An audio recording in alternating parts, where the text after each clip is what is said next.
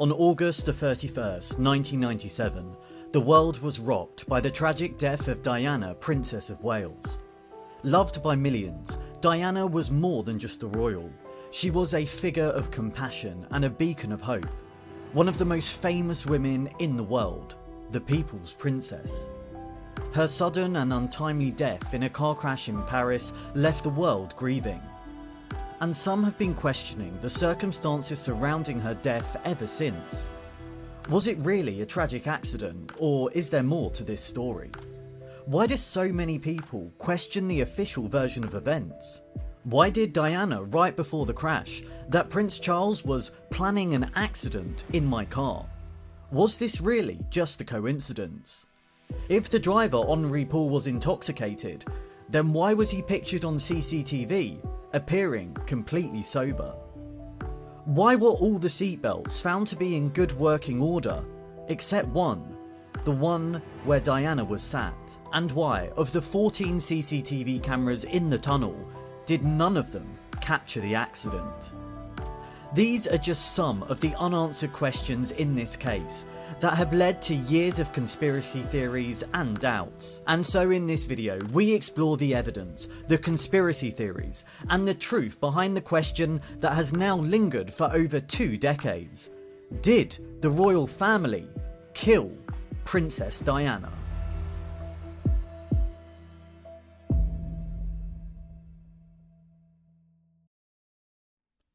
In the early hours of August 31st, 1997, Diana, Princess of Wales, along with her companion Dodi Fayed and their driver Henri Paul, were travelling through the Pont de l'Alma tunnel in Paris. Fleeing from a relentless pursuit by paparazzi, their car crashed into a pillar at high speed. Dodi and Henri Paul died instantly, while Diana died due to her injuries a few hours later in hospital. As the news broke, the world was stunned. And nearly all British people can remember clearly where they were when they heard the news. Her funeral became one of the most watched events in TV history, with 2.5 billion people tuning in. But as the dust settled, questions began to emerge. Initial reports pointed to a combination of factors, blaming the driver and the actions of the paparazzi.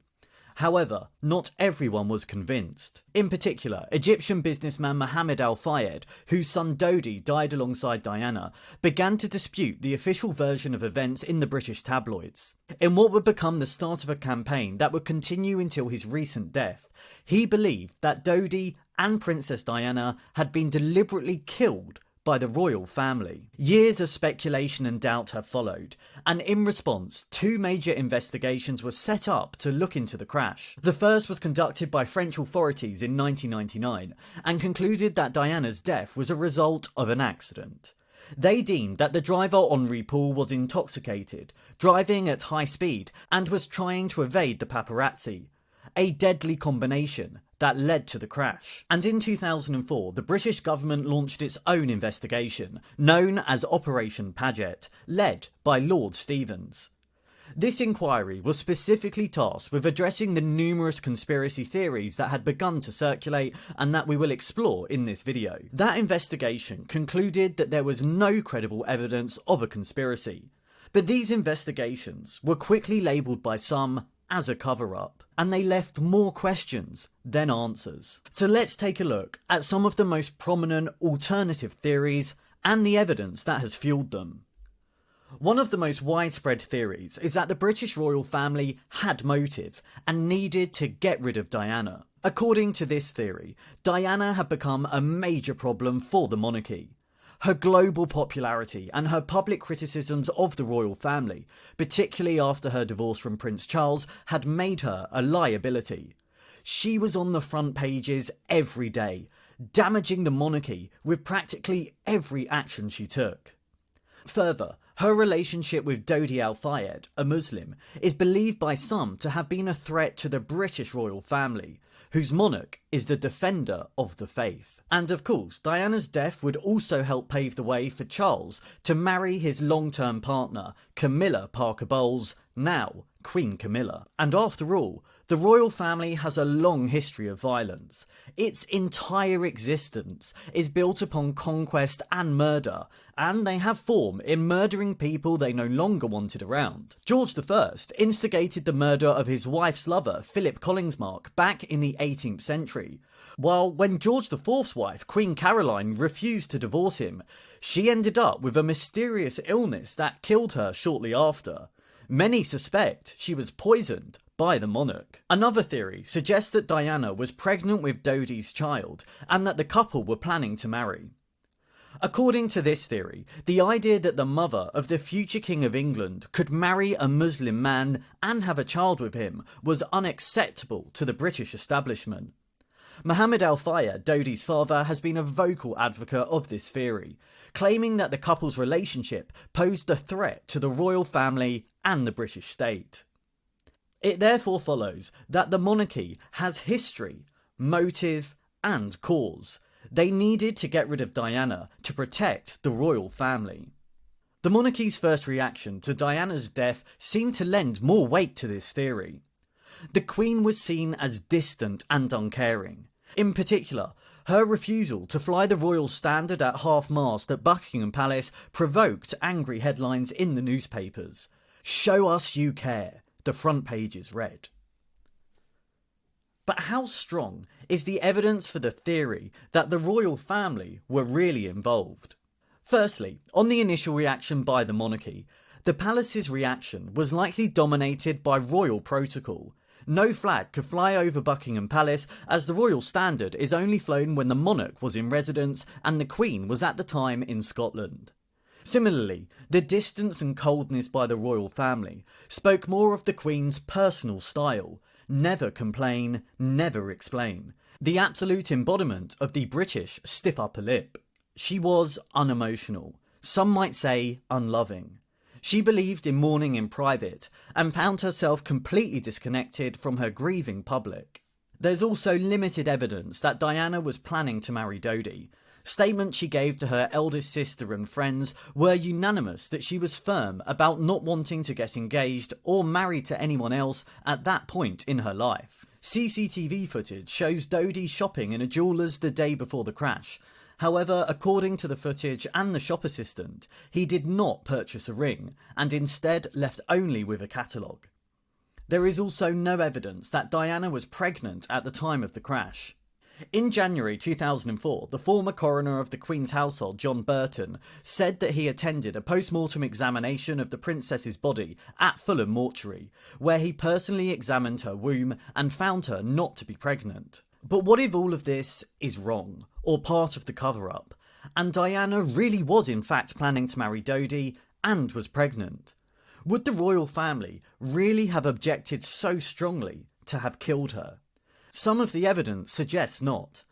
Hasnat Khan, a Muslim heart surgeon of Pakistani origin based in London, had a relationship with Diana for 2 years. Diana had explored the possibility of marriage with him. This had been met with no opposition from the royal family, and the then Prince Charles had given his blessing. There therefore appears to be limited evidence that Diana was pregnant or planning to marry Dodi, and even if she was, there is even less evidence that this would have been a particular issue or problem for the royal family. Similarly, the monarchy's cold and uncaring reaction to her death was likely just adopting protocol, as opposed to revealing anything more sinister. The challenge, of course, with all of this is that if the royal family, among the most powerful and influential people in the world, were really involved in the death of Diana, then it follows that they would ensure that there was an elaborate cover-up of all of the facts, ensuring that any evidence was removed or manipulated, and that the investigations were just a sham. How likely this is, you can be the judge. But this is why it's important to look at the other aspects and evidence in this case that have fueled this conspiracy. The CCTV footage. The absence of CCTV images showing the Mercedes' journey from the hotel to the crash site, and the absence of CCTV from the tunnel itself, has been frequently cited as evidence of an organised cover-up. There were more than 14 CCTV cameras in the tunnel.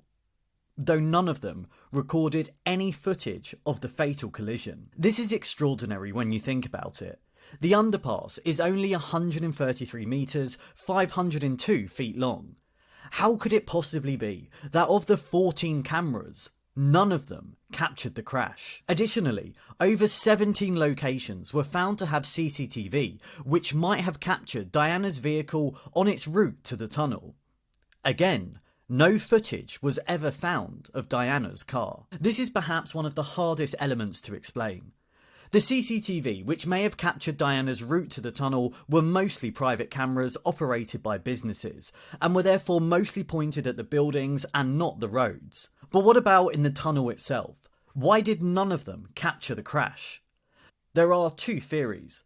The first is that, according to French officials, of the 14 cameras, mysteriously, none of them were working that night. This is despite them being fully working the previous night. This is truly breathtaking. Pascal Poulin was the room commander at the City of Paris CCTV on the night.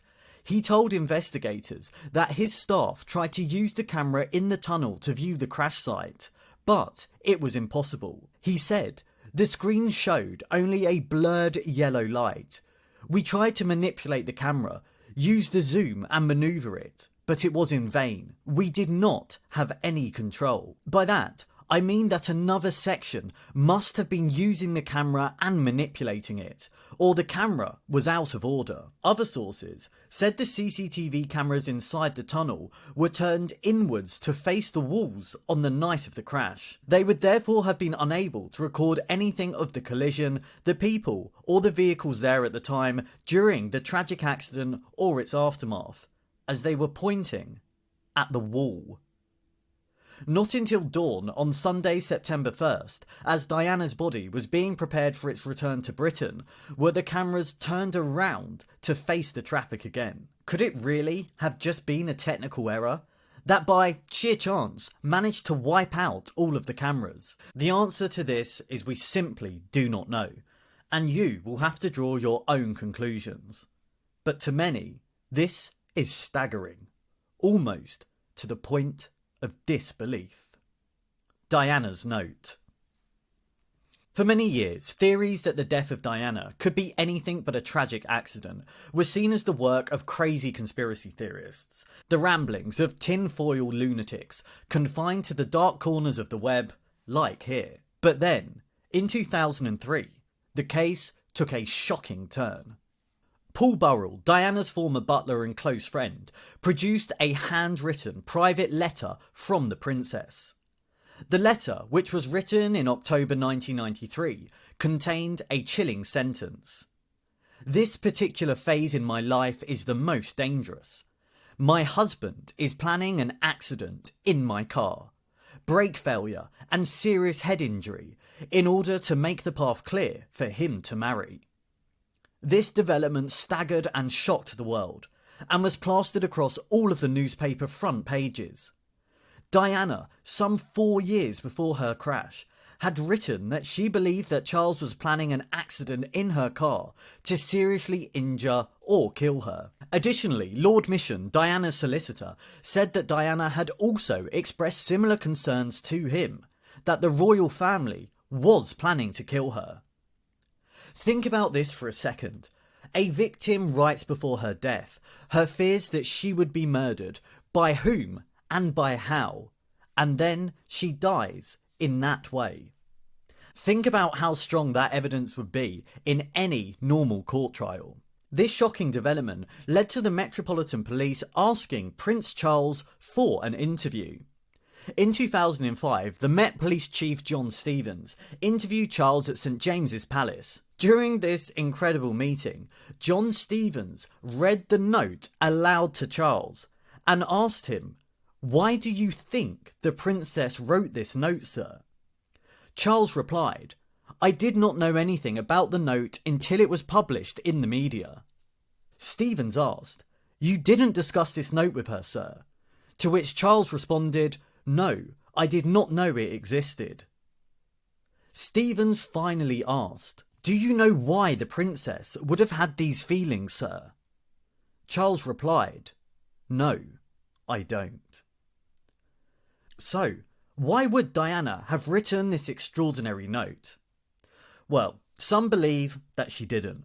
Some believe that Paul Burrell may have faked the note. Lucia Fletcher de Lima, one of Diana's close friends, said, "I don't believe it. Paul Burrell was perfectly capable of imitating Princess Diana's handwriting. I don't believe she was fearing for her life, especially from Prince Charles." However, there is no evidence to suggest that the note was faked.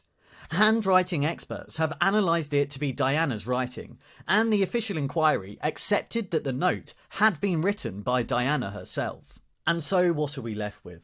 Perhaps the notes were the ramblings of somebody who was deeply troubled and emotional following her separation and the media scrutiny on her. Perhaps they represented her paranoia and irrationality. Or perhaps they represented a very real fear of the power of the monarchy and the dark depths that she believed they would go to secure their future. We will never know the truth about why Diana wrote those words. The one person who can answer that question is no longer here. But what we do know is this. Princess Diana, someone who had been at the heart of the royal family and had seen all of their darkest secrets and workings, believed that they were capable of planning an accident to harm or kill her. And she seemingly predicted, with precise tragedy, exactly how they might do it. The seatbelts. Both Diana and Dodi were not wearing seatbelts at the time of the crash. Some investigations into the accident have shown that had they been wearing seatbelts, they would likely have survived with minor or moderate injuries. But why hadn't Diana been wearing a seatbelt? Her sister, Lady Sarah McCorkadale, said that Diana was religious in putting on her seatbelt, and you can find literally hundreds of photos online of Diana wearing a seatbelt while being in a car. However, others have suggested that this was not always the case, and sometimes Diana wouldn't wear a seatbelt, particularly for short journeys. The wreckage of the car was repatriated to England in 2005 by a forensic accident investigator on behalf of Operation Paget. Subsequent analysis found that all the seatbelts were in good working order, except one, which was attached to the seat where Diana had been sitting. Follow-up inquiries with French investigators found that they had declared all of the seatbelts operational at the first examination in October 1997, which suggested that the damage to the seatbelt may have taken place after the crash. Mercedes-Benz offered 3 times to examine the car wreckage to support the inquiry and see whether any seatbelts were faulty or if anything else in the car had potentially been tampered with. They were refused 3 times. The royal family expressed their wishes that the car should be destroyed, and the car now no longer exists. Its parts have all been dismantled and taken to pieces, and no one knows of its whereabouts. No further investigations can ever take place. So, was Diana's seatbelt faulty? Had she simply chosen not to wear it? Or had it been tampered with? This is a key, unsolved question. The British inquest verdict explicitly stated that the lack of seatbelts had caused or contributed to the deaths of both Dodi and Diana, but gave no possible reason on why Diana's either wasn't working or wasn't worn, and the car now no longer exists. It has been dismantled to the extent of disappearing. The French officials, who are said to be in possession of parts of the car that remain, say they will not confirm or deny what parts of the car are left, or where it is located. In other words, there will be no further investigations. The driver. So what about the supposed main reason for the crash? The actions of the driver, 41-year-old Henri Paul. Paul was a loyal employee of the Ritz and was their acting head of security.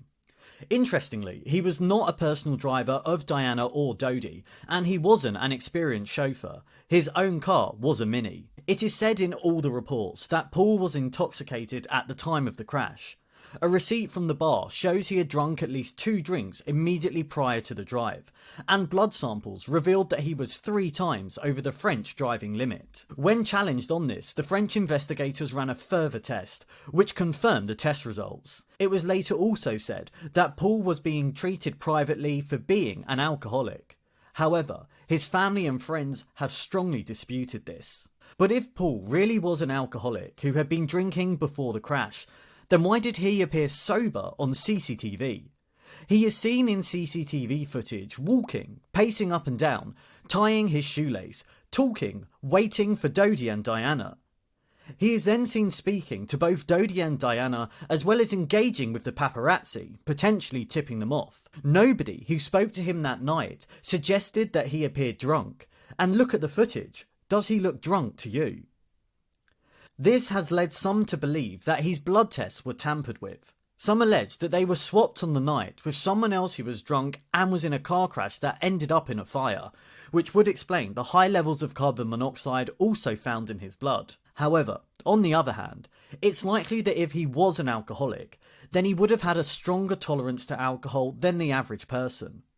Those who knew Paul said he would never appear outrageously drunk, even when he had been drinking more than usual. It's therefore possible that Paul was a high-functioning alcoholic, someone who was able to appear outwardly sober even when they had been drinking, and able to hide it from his family and friends. However, the alcohol would have still impaired his driving ability and reaction speeds, even more so when under pressure and being pursued by paparazzi. The actions of Henri Paul, and that he was under the influence of alcohol that night, have been said to be one of the main causes of the crash. But some think this goes much deeper.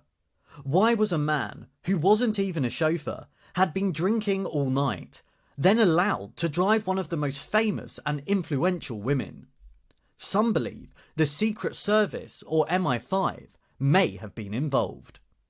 Allegations of Secret Service involvement. Some believe that the driver Henri Paul was in the pay of the National Security Service. Evidence purported to support this arises mainly from the money in his possession at the time of his death and his surprisingly large personal wealth.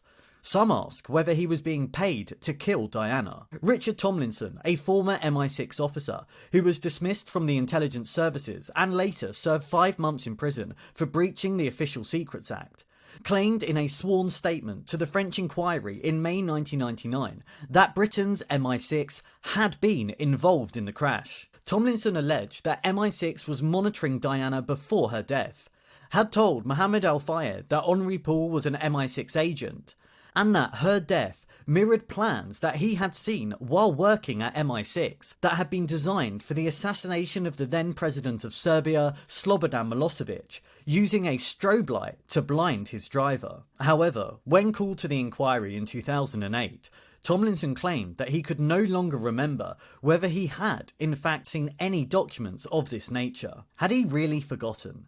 Did he make it up in the first place? Or had someone got to him? The Operation Paget inquiry was given unprecedented access to the offices of both MI5 and MI6 to investigate Tomlinson's claims. They say no evidence was found to back them up, and there was no evidence of any operation to kill Diana. The Flash.